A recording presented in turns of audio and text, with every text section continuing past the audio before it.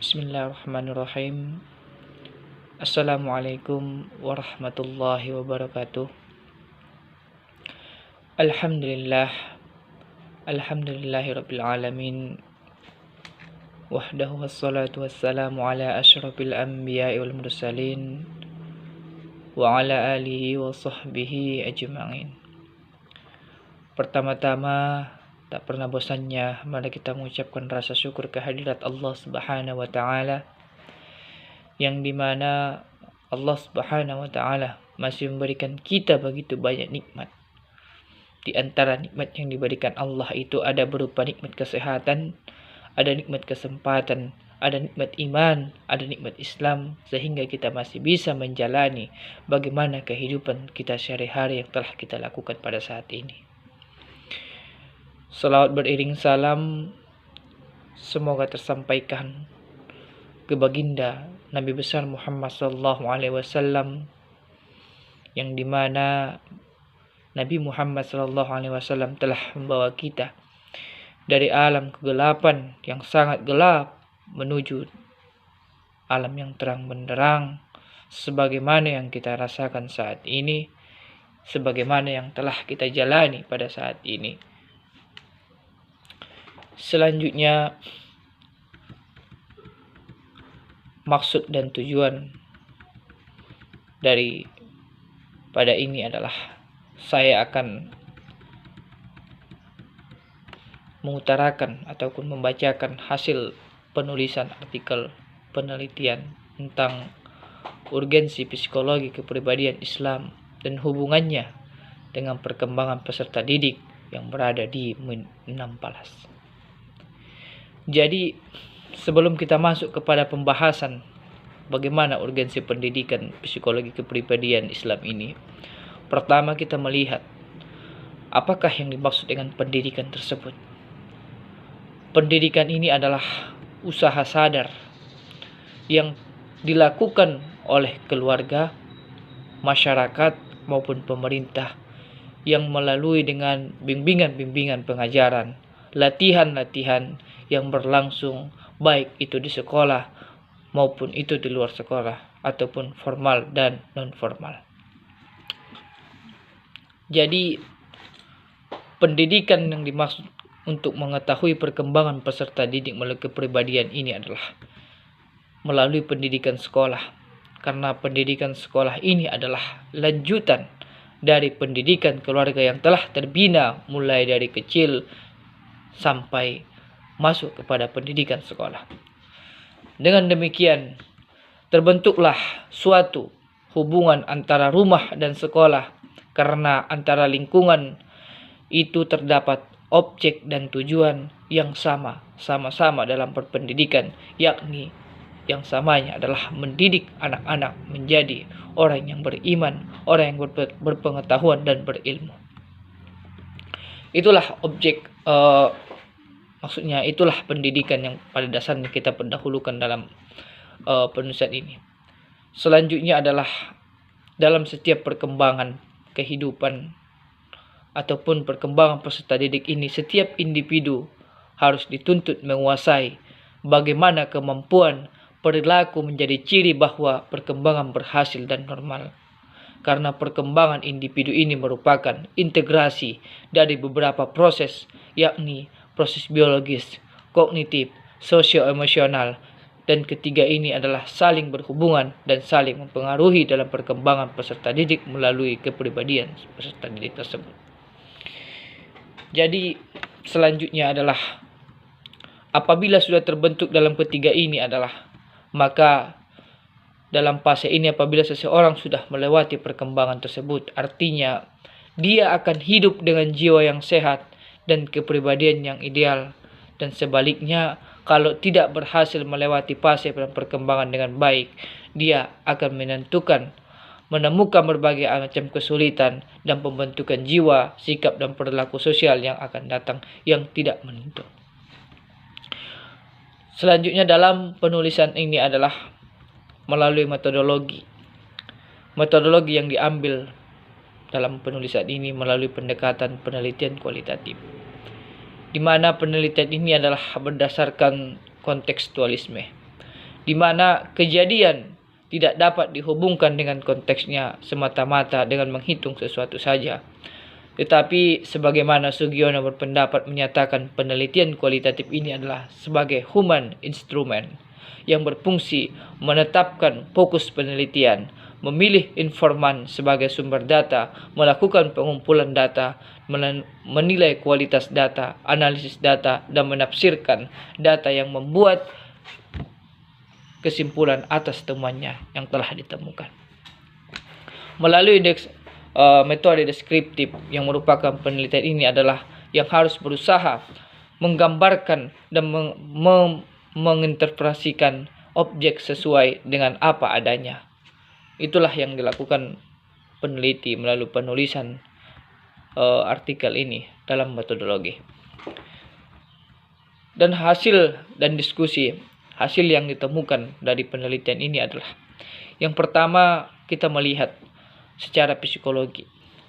Psikologi ini secara etimologi adalah merupakan istilah dari bahasa Inggris yaitu psikologi yang memiliki dua unsur istilah yang berasal dari bahasa Yunani yang berarti psyche dan logos, yang merupakan psyche artinya merupakan ruh atau jiwa, sedangkan logos merupakan ilmu. Karena yang kedua ini adalah apabila pendapat dalam Crow dan Crow menyebutkan tingkah laku manusia yang berinteraksi dengan manusia lainnya dan dengan lingkungannya.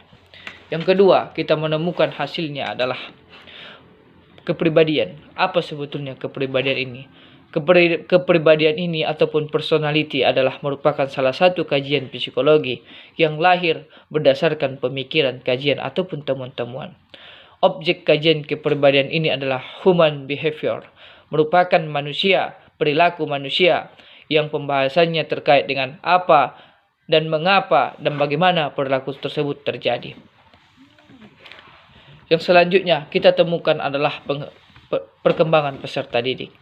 Perkembangan peserta didik ini adalah merupakan suatu perubahan-perubahan yang dialami individu dalam ataupun organisme menuju tingkat kedewasaannya ataupun kematangannya, karena yang berlangsung secara sistematis, yang progresif dan berkesinambungan, baik menyangkut fisik jasmaniah maupun psikis rohaniah.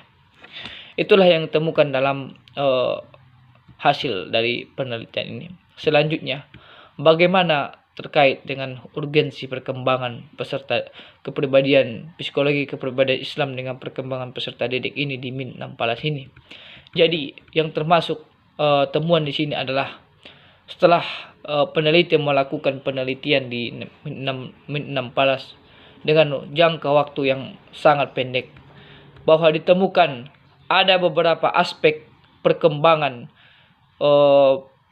peserta didik melalui psikologi kepribadian Islam ini, sehingga terbentuklah ada hubungannya dengan psikologi kepribadian. Yang pertama adalah aspek perkembangan fisik peserta didik, terkait di mana bentuk fisiknya, di mana contohnya seperti kurus, gemuk, dan lain-lain yang dilihat dari kelas 1 dia masih kecil, kelas 2 berbentuk sudah mulai besar, kelas 3 sudah mulai berkembang kembali, baik pemikiran, baik perilaku ataupun sikapnya. Yang kedua, peneliti menemukan ada sebuah perkembangan kognitif di sini, yakni yang mempengaruhi intelektual peserta didik. Seperti ada beberapa peserta didik mengalami beberapa perkembangan kognitif yang baik, di mana mereka mampu memahami peraturan-peraturan yang ada di sekolah. Contohnya, mereka menghormati yang lebih tua dari mereka, berbicara sopan dan santun serta menghormati gurunya, di mana yang lebih tua terhadap mereka. Misalkan, contohnya kelas 3 sama kelas 4 mereka memanggil abang, kakak ataupun sebagainya yang berlaku kata sopan. Yang ketiga adalah di sini ditemukan ada perkembangan sosial. Perkembangan sosial inilah yang makni perkembangan kematangan peserta didik yang di dalam interaksinya seperti mereka bertanggung jawab dan dengan tugas yang diberikan kepadanya. Dan yang keempat adalah aspek perkembangan bahasa, yakni dalam tutur kata peserta didik sebagaimana tali menghormati yang lebih tua dan menghormati gurunya yang ada di sekolah tersebut. Yang kelima di sini adalah faktor emosi. jika kita lihat di sini adalah tugas yang diberikan guru, peserta didik ataupun siswa mendapatkan beberapa nilai 100 orang. Kita mendapat nilai 100 orang pendiam, pintar, dan tanggap. Sedangkan siswa yang mendapatkan nilai 65 memiliki sifat cerewet, mudah bergaul, cenderung emosional. Jadi, di sini kita lihat berarti orang yang pintar akademiknya belum tentu sikap sosialnya baik. Sedangkan sebaliknya orang yang kurang pintar justru sosialnya baik. Inilah yang ditemukan. Banyak yang pintar tetapi dalam perkembangan sosialnya masih kurang. Hanya menggunakan kepintaran saja tetapi dalam perilaku masih kurang. Dan yang keenam adalah kepribadian. Nah, kepribadian seni inilah ada beberapa siswa yang kognitifnya biasa-biasa saja, tidak pandai, kurang mempunyai kelebihan dalam akademik, tetapi mempunyai kelebihan di bidang non-akademik seperti bidang pramuka, lain-lain, ataupun sebagainya yang termasuk dalam non-akademik dalam ekstrakurikuler yang berada di sekolah. Yang terakhir adalah aspek perkembangan moral dan penghayatan agama. Di sini mereka memiliki moral dan perilaku yang baik walaupun tidak 100% di antara beberapa siswa tersebut. Tetapi jika dilihat ataupun wawancarai, mereka tetap melakukan aspek penghayatan agama seperti sholat 5 waktu sehari semalam, terus membaca doa sebelum belajar membaca doa ataupun sebagainya. Nah, inilah yang ditemukan oleh peneliti dalam sekolah ini. Melalui beberapa metode wawancara, dokumentasi untuk menunjang bagaimana penelitian ini bisa dilakukan dan berhasil. Sehingga dalam wawancara ada terhadap siswa, guru, kepala sekolah, dan staf-staf pegawai yang berada di sekolah ini. Jadi inilah yang dapat dipaparkan oleh peneliti. Yang kesimpulannya adalah dalam artikel ini ada hubungan psikologi kepribadian Islam ini terhadap perkembangan peserta didik di 6 palas ini. Melalui 7 aspek tersebutlah penemuan yang dapat ditemukan peneliti, sehingga mereka berhubungan antara psikologi kepribadian Islam dengan perkembangan peserta didik. Kiranya demikianlah hasil penemuan penelitian ataupun hasil temuan penulisan oleh peneliti. Mudah-mudahan bisa bermanfaat, dan apabila ada kata-kata saya yang salah ataupun dari sikap saya di sini yang kurang enak, saya dulu minta maaf dan mohon ampun kepada Allah Subhanahu wa taala. Wabillahi taufiq wal hidayah. Wassalamualaikum warahmatullahi wabarakatuh.